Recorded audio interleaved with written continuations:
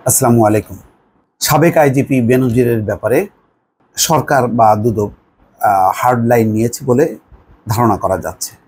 এখানে দুদকের আইনজীবীর বরাত দিয়ে যে খবরটি প্রকাশ হয়েছে তাতে বলা হচ্ছে বেনজির আর সময় পাবেন না, আরও সম্পদের প্রমাণ মিলেছে। তার মানে যে সমস্ত লুকায়িত সম্পদ আছে দেশের বিভিন্ন অঞ্চলে ছড়িয়ে ছিটে সেগুলো সন্ধান মিলেছে।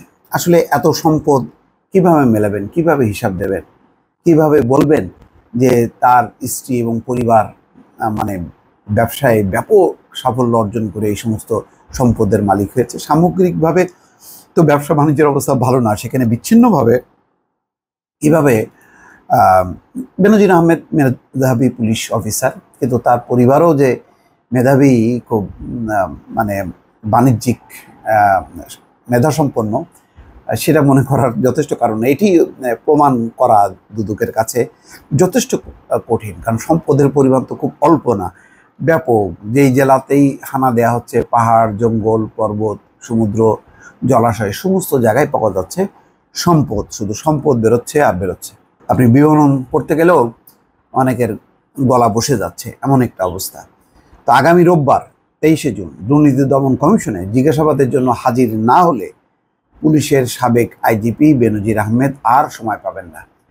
তাহলে আগামী রোববার মানে তো জাস্ট একদিন বা দুদিন পরে। তো তিনি কি এসছেন দেশে, সেই তথ্য কিন্তু নেই। তার মানে সময় ক্ষেপণ করা হচ্ছে। সময় ক্ষেপণ করে জিনিসটা তিনি তার দেশের বাইরে হয়তো অবস্থানটা মজবুত করছেন। আর সত্যি সত্যি যদি ওনার সৎ সাহস থাকে তাহলে হয়তো তিনি ফেস করবেন, কিন্তু ফেস করবেন এমন কোনো আলামত, বার্তা কিন্তু পাওয়া যাচ্ছে না। এখানে বলা হচ্ছে যে দুদক আইন ও বিধিতে দ্বিতীয়বার আর সময় দেওয়ার এখতিয়ার নেই, একবারই সময় দিয়েছে। বৃহস্পতিবার সুপ্রিম কোর্ট প্রাঙ্গণে সাংবাদিকদের এসব কথা বলেন দুদকের প্রধান আইনজীবী খুরশিদ আলম খান। দুদক আইনজীবী বলেন, বেনজির আহমেদের বিরুদ্ধে আরও অপরাধ লব্ধ সম্পদের প্রমাণ মিলেছে। তার মানে আসছে, শুধু দুদকের কাছে বিভিন্ন জায়গায় যেহেতু নোটিশ করেছে, জেলা প্রশাসন এখন তটস্থ হয়ে সমস্ত জায়গা থেকে খুঁজে বের করে করে দিচ্ছে। 28শে মে বেনজির ও তার স্ত্রী সন্তানদের জিজ্ঞাসাবাদের জন্য নোটিশ পাঠানো হয়। সেই নোটিশে বেনজিরকে 6 জুন এবং তার স্ত্রী ও সন্তানদের 9 জুন দুদকে হাজির হয়ে বক্তব্য দিতে বলা হয়েছিল।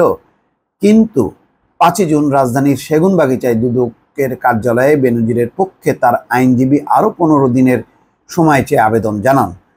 দুদকের উপপরিচালক বরাবর সময় চেয়ে আবেদনটি করা হয়। এর প্রেক্ষিতে আগামী 23শে জুন তাকে দুদকে হাজির হতে বলা হয়। বেনজির ও তার স্ত্রী সন্তানদের নামে গোপালগঞ্জ, মাদারীপুর, ঢাকাসহ কয়েকটি জেলায় 621 বিঘা জমি, ঢাকার গুলশানে 4টি ফ্ল্যাট, 33টি ব্যাংক হিসাব, 19টি প্রতিষ্ঠানের শেয়ার, 3টি বিও হিসাব এবং 30 লাখ টাকার সঞ্চয়পত্রের সন্ধান পেয়েছে দুদক। দুদকের আবেদন প্রেক্ষিতে এসব সম্পদ জব্দ করার আদেশ দিয়েছে আদালত। এইগুলো এখন মিলাতে হবে বেনজিরকে। এখন বেনজির সাহেব আসবেন কি আসবেন না। যদি রোববার তিনি না আসেন, বোঝাই যাবে যে তিনি আর দেশে ফিরছেন না, তিনি সত্যি সত্যি মানে বিদেশে পালিয়ে গেছেন। এখন পর্যন্ত উনি কোথায় আছেন সেটিও কিন্তু অ্যানাউন্স করার কোনো সাহস তিনি পাচ্ছেন না, এবং তিনি মানে জানাননি। এত সাহসী একজন কর্মকর্তা, তিনি বলতে পারতেন তার স্বচ্ছতার জন্য আমি অমুক কাজে অমুক জায়গায় আছি, না, সেটাও কিন্তু হাইড করে রেখেছে।